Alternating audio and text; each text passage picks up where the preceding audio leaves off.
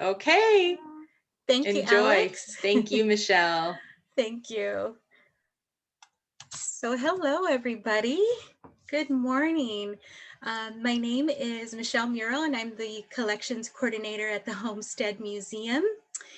And what that basically means is my primary focus and my responsibility is taking care of over 30,000 objects, historic objects in our collection.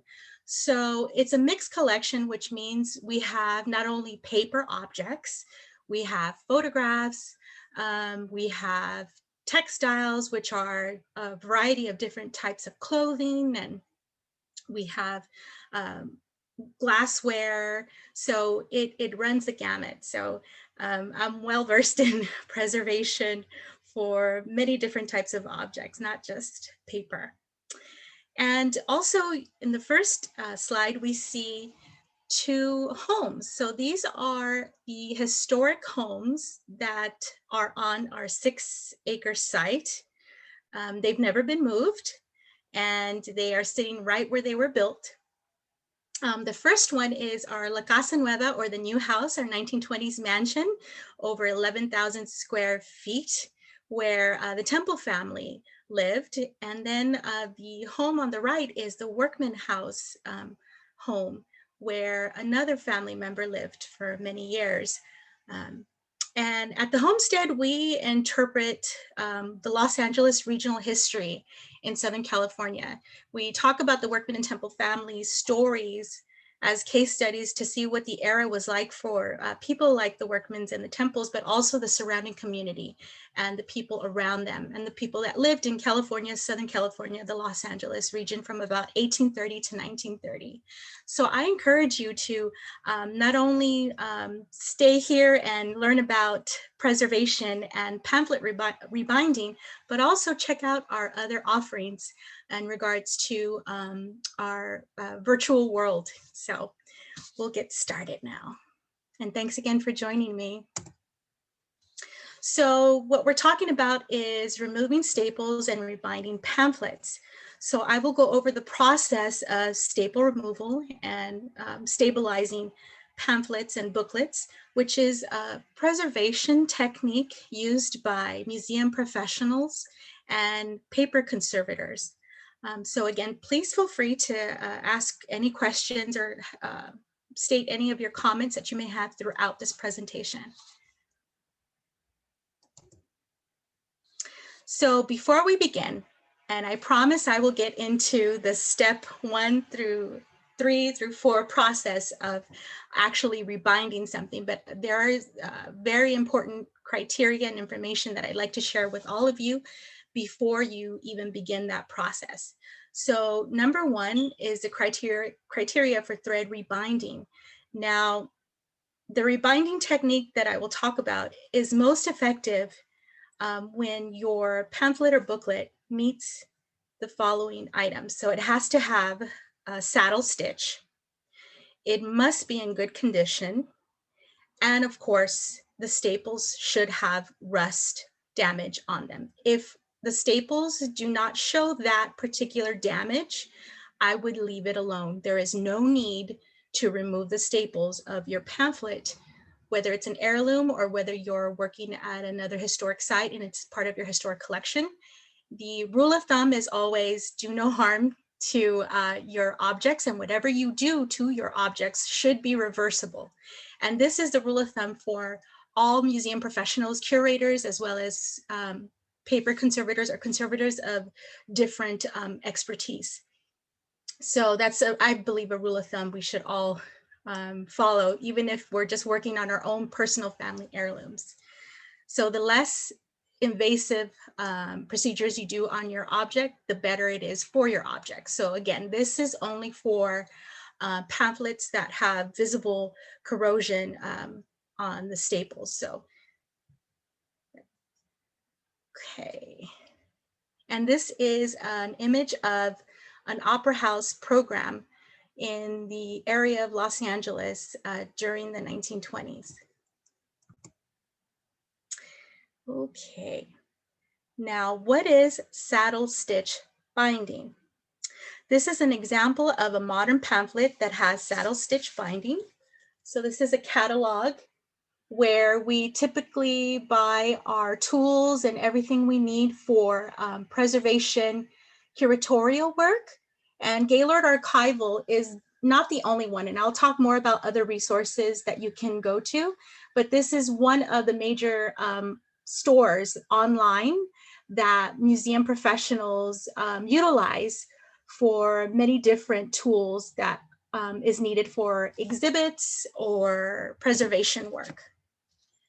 Okay, so this type of binding is used on, again, on booklets and pamphlets that are of a thin width, as you can see on the image toward the left, and are bound using metal staples.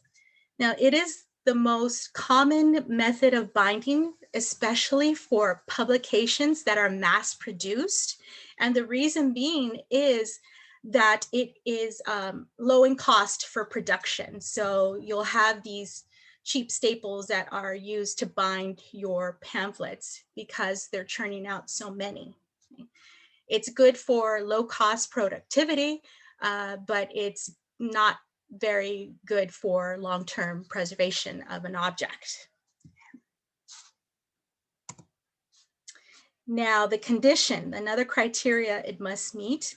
So before the object is considered a good candidate for the rebinding method, it should be in good condition. And I'll talk about what that means. But the image on the left is of a 1920s art supply catalog from the museum's historic collection. And it is showing that it is in good condition. So what we're looking for is to make sure it has no tearing, no loss of paper around the staples, both along the exterior edge and paper interior. And also we have to look at the paper itself, meaning it should not have any signs of embrittlement. So there should be no flaking. So this object in particular meets all the criteria that is needed and is a perfect candidate for a rebinding. And you can see the rust on the bottom, and there's beginning signs of rust to the top staple there.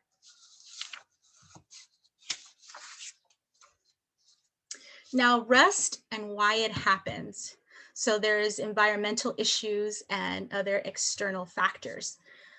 So corrosion and rust is basically a chemical process of deterioration. And the rate of corrosion depends on the composition or makeup of the metal. Now, ferrous metals, Ferrous, ferrous, metals are prone to rust when exposed to both oxygen and moisture. So ferrous metals that contain iron-based components are typically magnetic. So the iron component is what also accelerates its propensity to rust. In the world of preservation, we call objects that have the presence of materials in their makeup which cause inevitable deterioration as inherent vice. When rust starts to form, it can disfigure an object and form an incrustation that is typically red in coloring or sometimes even a darker color. So environmental issues such as high fluctuations of humidity may cause staples to rust. And other external factors include the natural oils on our hands that can be transmitted onto objects and help to break down and deteriorate an object over time. Though the damage is not immediately noted, it is cumulative. So it just adds on, and eventually it'll break down. So this is why we try to handle objects with gloved hands, though there are times when it's not advisable to do so. Also, glove use is crucial to personal safety, especially if the object's composition is made of chemically harmful components to human beings, or it has been treated in the past with the use of harsh chemical treatments, and if the object's history or composition is not known. And you see in the image there some rusted staples, and I gathered many during my slew of rebinding some of our objects in our collection. We have quite an extensive paper collection, ephemera. So paper being any object that is magazines, pamphlets, brochures. Yeah, so, okay. So rust damage on paper. So it does cause stains and other types of issues. So rust not only damages the metal staples themselves, but can cause issues to the surrounding paper of a pamphlet or a booklet.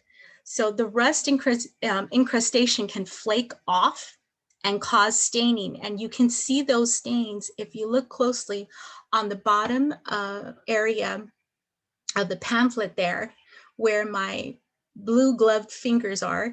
There's two what looks like little dots. So that is from a portion of the rust that probably flaked off from the staples. And it causes sometimes severe stains. So the incrustation can flake off and cause stains and also other damage to the surrounding area, such as tearing or abrasion, because a lot of times the flakes are very rough and can cause that type of damage to the area. Now, rust is transferable to other areas of your pamphlet, so be aware. We see an example of stains from rust on this Los Angeles Teachers Club Bulletin pamphlet from the early 1920s. Okay, and in case you're wondering, the gloves that I'm wearing are called nitrile gloves, N-I-T-R-I-L-E. And those gloves are the most recommended type of glove to use because it typically protects your skin, the wearer, from the surface of an object, as well as the object from your natural oils on your hands. They are not truly reusable, so that's the downside about them. But I have also used cotton gloves in the past, though nitrile gloves tend to provide more protection, as well as you retain more of your dexterity, so the feeling of your hands, which is extremely important when you're handling an object. Okay. Now, when we talked about the rust stains, there is fortunately something that can be done. So, and it's the use of soot sponges or dry cleaning sponges. As you can see that image there, sometimes they're called smoke erasers, and there's a certain technique, but let's talk more about that. So using these sponges, or they're called dry cleaning sponges, may help to reduce or even eliminate rust stains on paper, though it is important to purchase these sponges that have a specification. So they should be made of vulcanized natural rubber. Avoid the latex. There is one called vulcanized natural latex, but avoid that if you're allergic, obviously, to latex. So it gently cleans delicate surfaces without the use of water, and is non-toxic and chemically inert, so meaning it has no chemicals that are going to be harmful when it comes into contact with your paper object. So vulcanized natural rubber refers to a heating process which strengthens and ensures elasticity of natural rubber. Also, it is best to cut the sponge in small pieces. Used pieces should be thrown away and not reused. And it's not a good idea to rinse out a used sponge and clean it, because the detergent or the soap that you're using may be harmful to an object. So the technique. So remember to only use soot sponges on paper that is not brittle or flaking. So what you will need to do is lay your pamphlet on a flat, clean surface and use a soft bristle brush to remove any dust or rust particles before you begin. And with one hand, gently hold down the stained area and steadying the entire pamphlet. And this should eliminate the stain. by gently blotting on the area, not rubbing hard on the area. You don't want to rub hard on the surface of the paper, but gently blot it. This should eliminate the stain, but it also depends on how long the rust stain has been present or how long it's been there. It may only reduce the stain and not completely remove it. So sometimes, I don't want you to be discouraged, but sometimes, depending on, again, how long that stain has been present, this eraser could eliminate the severity of the coloring of the rust stain, but it may not take it, eliminate it completely. Okay, so other tools you will need now from left to right. So that is a spatula, and it should be made of stainless steel. A small spatula or a micro spatula size should be fine. And this tool can be gently used to pull the staples out if you do not have the next tool, which is pliers. So it's a stainless steel pliers with cushion gripped. Those pliers, though, I've seen on Amazon and other places like Ace Hardware, Merritt's, Lowe's, Home Depot, what have you, as jewelry pliers. So again, if you want to save on money, you can just forego buying the pliers and just use your spatula. But I will say it is a little more difficult to remove the staples with just the spatula. So you may want to consider, depending on your comfortability level of pulling something out from a pamphlet that's possibly historic or your family heirloom, you go with your comfortability. It's always best. And the next tool over is a rebinding thread. So that particular rebinding thread was purchased from Gaylord Archival. Again, I will have another slide that shows all the online resources, online stores you can purchase these items. But the most important thing to remember for rebinding thread, if you don't want to dive into the size of the rebinding thread, like that's 18 and 20, which is typically what is used for rebinding thin pamphlets, just remember to purchase linen thread. So if you search for linen thread, it should be unbleached, not waxed. So unbleached, unwaxed linen thread, and it should be acid free, because remember, you are using this thread which will lay and come into close contact with your paper for a significant amount of time. So it's really important that your thread is chemically inert. So unbleached, unwaxed, acid-free linen thread. And some brands that I'm familiar with are not only from Gaylord Archival, but also Lineco, Lineco, Lineco, and Books by Hand, and Barbours, Barbours, linen thread. Next up is a pin cushion, which is totally optional, but I find it very handy when I need to put my needle back in the cushion and I don't need it. I need to work on something else. So it's optional. Next up is a pair of scissors. So I advise to use thread scissors. They work best, but if not, standard cutting scissors should be fine. And then we have the brush there. So that is what's called a hockey brush, Hake brush, and it's made out of sheep hair. So that is one of the most softest bristled brushes I've ever used for preservation work, and it's one of the best to use to just dust off superficial particulate off of an object surface. Now, I will caution you and recommend that you avoid synthetic fiber brushes, as they are typically made out of plastic and they're quite abrasive on the surface of objects such and delicate objects such as paper objects. Okay, now what's not pictured are needles. So the needles could be just standard sewing needles by hand, not needles used for or on sewing machines, but standard hand sewing needles.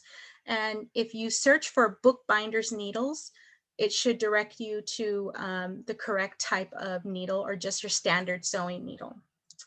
Now, also something else that you will see in other slides are, looks like a little piece of plastic, but that is polyester plastic, which is a specific type of plastic that's considered in the preservation world safe to use in contact with objects, that it's even stored in plastic envelopes, which are polyester. So some of the names of the polyester material is Melanex, Melinex.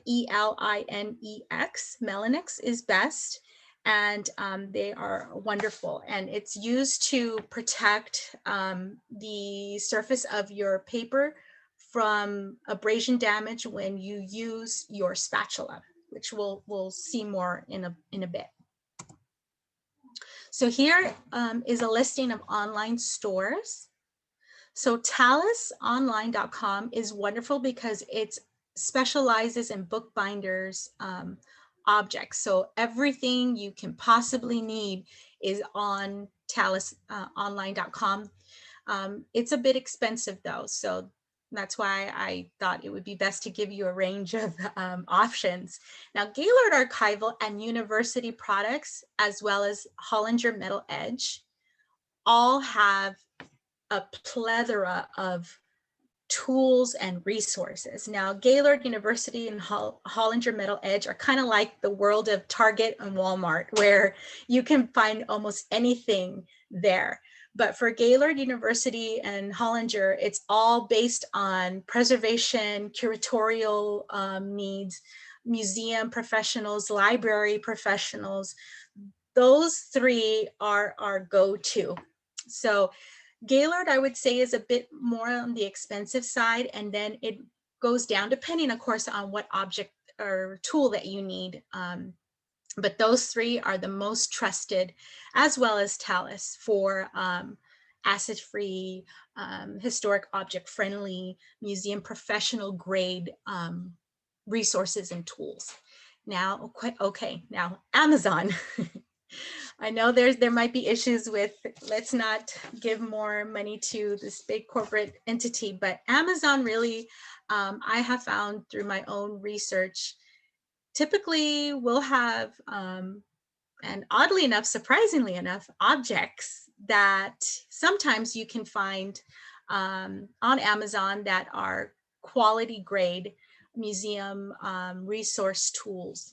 Okay, so Amazon is pretty good, but again, if you use Amazon, just make sure that whatever you're purchasing, it is archival friendly, acid free, unbleached, unwaxed, stainless steel. Those are the key terms that you would want to remember, especially if you're going on a site that's not typically geared toward museum tools. Okay, now let's see, before the staples are removed, oh, well, let me talk about the pamphlet there. So that's the Los Angeles City Teachers Club Bulletin, December 1922. And it's really amazing to read the minutes or the exact notes from this club that was based in Los Angeles, geared toward teachers during the 1920s, December 1922. So aside from preservation, it's the history that's really interesting. It gives you a good insight into what the educational system was like for the area during that time. Okay, back to preservation. So before staples are removed, again, you should check for the overall condition of the paper. So do not attempt the rebinding method if your pamphlet is brittle, your pages are flaking off, and binding is not saddle stitch, because This rebinding, removal of staples, obviously is only effective if there's staples present and if they're rested.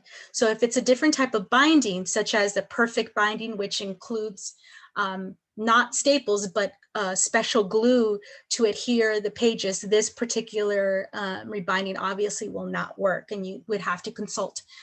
You can call me, you can email me, or you can find a conservator, and that would require a different type of method. So the ideal workspace should have a clean, flat surface in a lit area. And as a precautionary measure, it is always recommended to avoid any beverage or food consumption near the object, because the last thing you need is you're first dealing with rusted staples, and then you drop your coffee. Now it's filled with moisture and an acidic beverage to boot. So be very careful. And if you choose to use gloves, nitrile gloves work best, although you can also use cotton, 100% cotton gloves as well. Now, step one, dust the pamphlet. So using your brush, you want to gently dust the pamphlet, both on the outside, so the exterior, as well as the inside of your object. So I know it might be much, but it would be best to dust off every page of your pamphlet. But if not, locate the middle pages where you see the binding of the staple legs close together. So for instance, this particular catalog has right in the middle page, the binding you see here where the staples, you see the staple legs. So it's totally okay if you just want to dust this particular area off rather than the whole thing, but it's important to dust the exterior as well as the interior. Okay, this is to avoid any abrasion issues or tearing that may be caused if you don't remove the superficial loose rust parts that are present. Okay.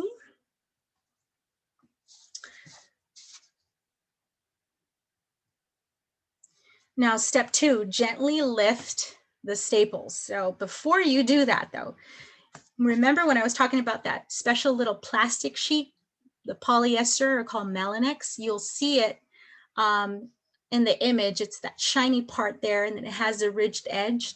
I purposely cut the piece of plastic so that way I could see the ridged edges because it's so transparent. So what you would want to do is gently place the plastic sheeting right next to where your staples are located. So it would be right there, either the top or the bottom, it doesn't matter, but you would want to place the sheeting directly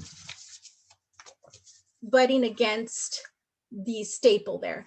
So that way, as you can see in the image, when you use your spatula to gently maneuver it to go underneath the staple leg, your spatula tip is not touching the paper itself, and instead making contact with the polyester Melanex, and then you gently lift it up.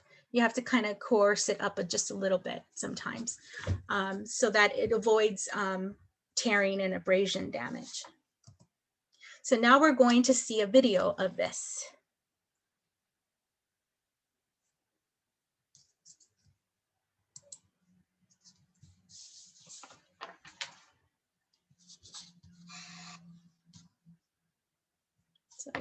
So you're seeing me gently lift up that staple.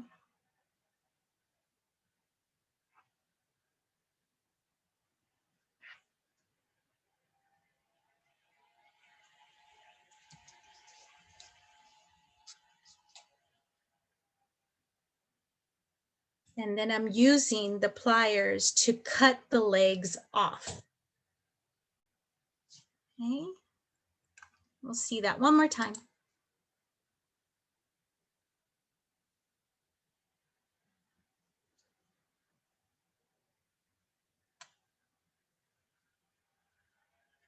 And it's important to cut as much of the leg off as possible and not have any curvature on there, because if you do, when you go to the exterior of the binding on the outside to remove the remainder, the back of the staple, it can prove to be a little tough. So try to cut as much of the leg of the staple off. Okay. Oopsie. You don't want to see this again. Hold on 1 second. Okay. So complete removal of staple. Now I will confess, this is the part that I to this day, I do not, it makes me nervous, but it's fine. So please remember, when you remove the staple, you're removing its binding. So if you're not careful and you're not holding it steady, you're not holding all the paper as well, the entire pamphlet in place, you can completely lose all the content, all the paper. So it's extremely important that you steady yourself. You have a gentle but firm grip on the entire pamphlet when you remove these staples. So again, use a spatula. The use of the spatula is an option to remove, gently go under and remove the staples. But if not, the pliers work, I feel work best. If there's too much resistance though, when you're at this point, you want to go back and make sure that the legs are completely cut off from the interior. Now we're going to see a video of this process, and I will stay quiet.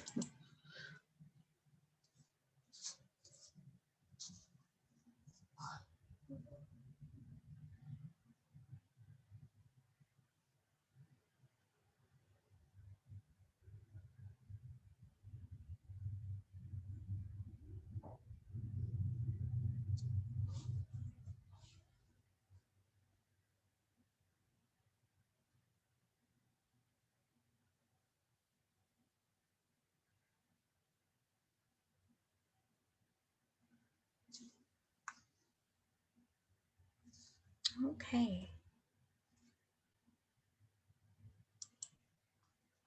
Oops.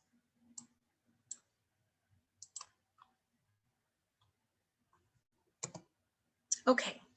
Now, now step 4, use of rebinding thread. So you would want to thread your needle and leave about 1 inch to 1/2 inch of thread from the eye of your needle.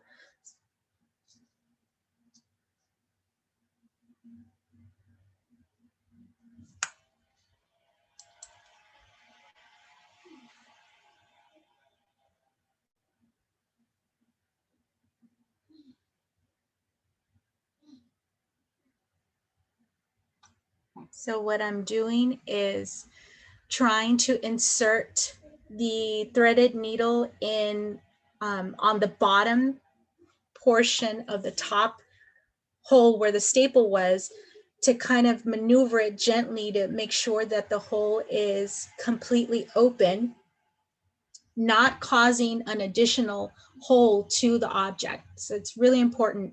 And so I'm threading the needle through, up, and then gathering the threads together again. So let's watch that again.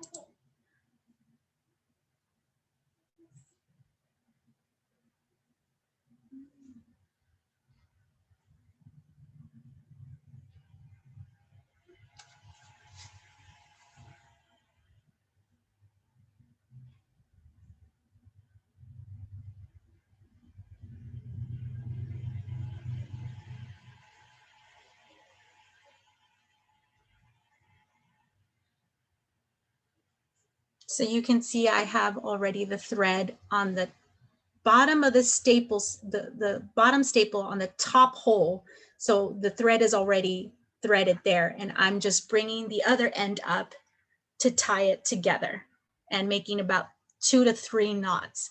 Now, this particular method is okay to use if you know your pamphlet will most likely stay closed in an acid-free envelope, and you're not really going to show or look through your pamphlet.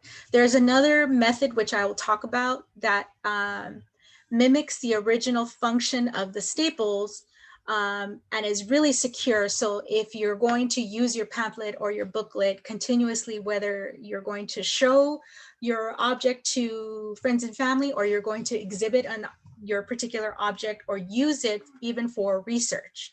So if again, you're not going to use your pamphlet often, this particular rebinding method is okay to use. But there's another method that I will talk about that is even more secure if you're going to be opening the pamphlet often and looking through it. Okay.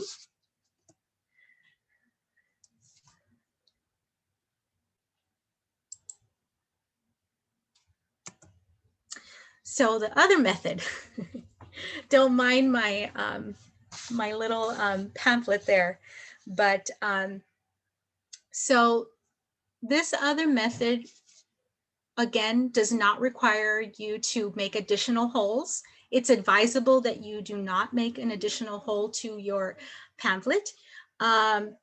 So the process is the same for this method, but you're securing instead the staples themselves, where the staples were, you're securing that particular area. Okay. So I'm going to show you this procedure. So here's the pamphlet, what it looks like. Okay. And you can see that the thread was pulled together by 2 ends. So you're going to thread your needle and pull it through the bottom hole, come out through this hole, and making sure you have 2 ends of the thread on the interior, and then you will tie it, make 2 to 3 knots to secure it, and do the same thing for the bottom stapled, where the bottom holes where the staples were previously positioned. So you can see that. So this is the exterior. Don't mind my daughter's drawing. This is the exterior. Okay, so this mimics the staple. So instead of having that rusted and crusted staple that causes so much damage, you have this very nice threading here that mimics the spine of the staple in the exterior. And instead of the legs that are on the interior that are securing the entire binding, you have the threading. So this is much more gentle process. Okay. All right.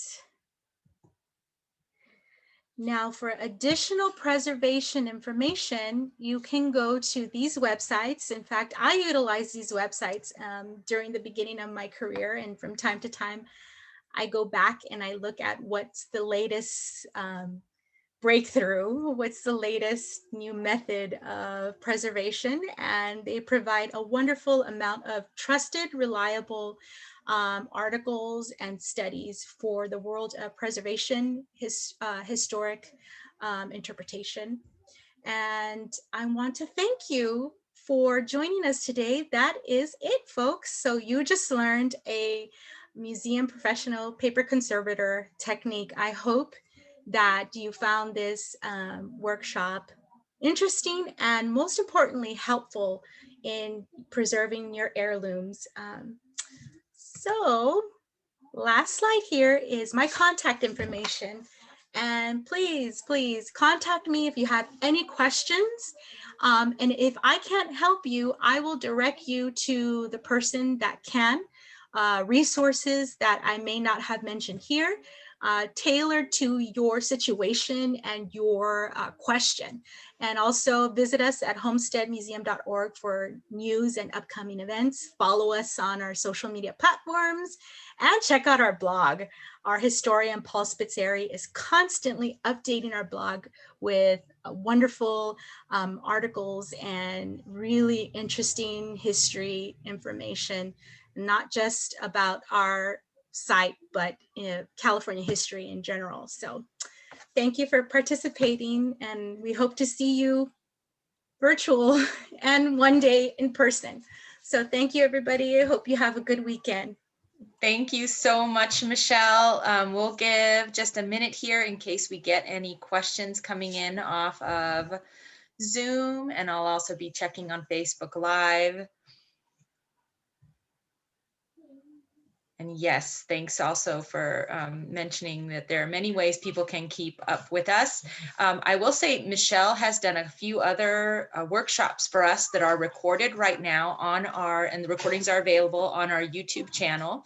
So you can go and check out those on paper preservation and photo preservation. We also have a workshop done on getting started with genealogy. So in addition to other programs we have that are kind of more lecture based during the pandemic, we have these that are hopefully teaching you some skills you can put to use while at home, while we're all spending so much more time at home. All right.